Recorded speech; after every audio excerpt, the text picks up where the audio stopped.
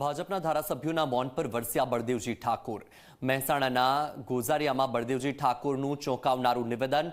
વિધાનસભામાં ભાજપના ધારાસભ્યો અમને ચિઠ્ઠી આપી જાય છે, વિધાનસભામાં બોલી શકતા નથી એટલે મુદ્દો ઉઠાવવાનું અમને કહે છે।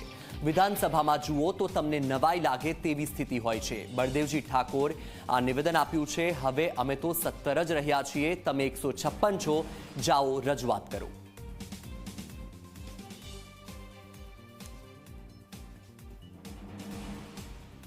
विधानसभा में बैठे हो ने अमारे तो लॉबी आवे, लॉन्च आवे, अमित भाई खबर है 10 भाजपा वाला अमारे जोड़े आवे, लेजो ना चिट्ठी आ तमे बोलजो कि अमारे बोलातुं नहीं, तां दियोनो शुं जख मारवा तमे तो जईने छूटाव छो। हकीकत समझे अमित भाई, 10 जना आवे, 15 जना आवे, आज दिन सुधी तमारा मतोथी चूंटाયેલો एक पण भारतीय जनता पार्टीनो माणस अपना समाज माटे कोई बात करी तो मन कहजो। घणा बधा कहता था अमे आम कर नाख्युं तेम कर नाख्युं, तालुके तालुके ल्यो करो ने, बधुं तो ज छो, तमारा आगर ज छे बधुं ल्यो।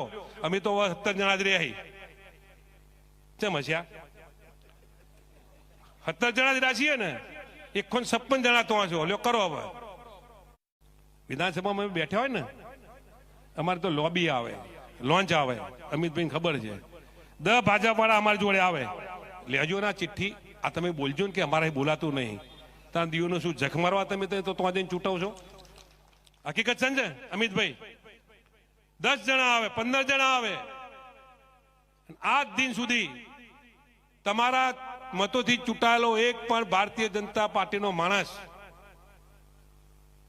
अपना समाज माटे कोई बात करी तो मन कहजो। घणा बधा कहता था अमे आम कर नाख्युं तेम कर नाख्युं, तालुके तालुके ल्यो करो ने, बधुं तो ज छो, तमारा आगर ज छे बधुं ल्यो। अमे तो 17 जना ज रह्या चम हश्या 17 जना ज रह्या छीए ने, 156 जना तो छो, ल्यो करो। हवे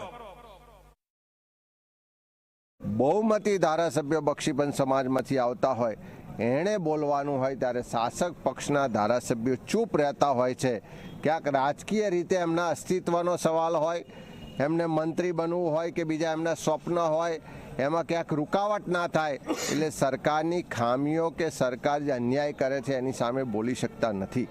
ખાસ કરીને ગુજરાતમાં ઠાકોર અને કોળી સમાજની વસ્તી જોવા જઈએ તો લગભગ 28% વસ્તી થાય। સમાજને સરકાર અનદેખી કરતી હોય એની વાત હોય અને એને વિશે બોલવાનું આવે ત્યારે ભાજપમાં જે બક્ષીપંચ સમાજના ઠાકોર કોળી સમાજના ધારાસભ્યો નથી બોલતા હોતા અને કોંગ્રેસના ધારાસભ્યોને કહેતા હોય છે કે આ તમારી વાત સાચી હોય છે, તમે આ વાતને ઉજાગર કરજો કે ઠાકોર કોળી વિકાસ નિગમને વધારે બજેટ ફાળવવું જોઈએ, વધારે રકમ મળવી જોઈએ। એ વાતનો ઉલ્લેખ આજે સ્ટેજ પરથી થયો છે।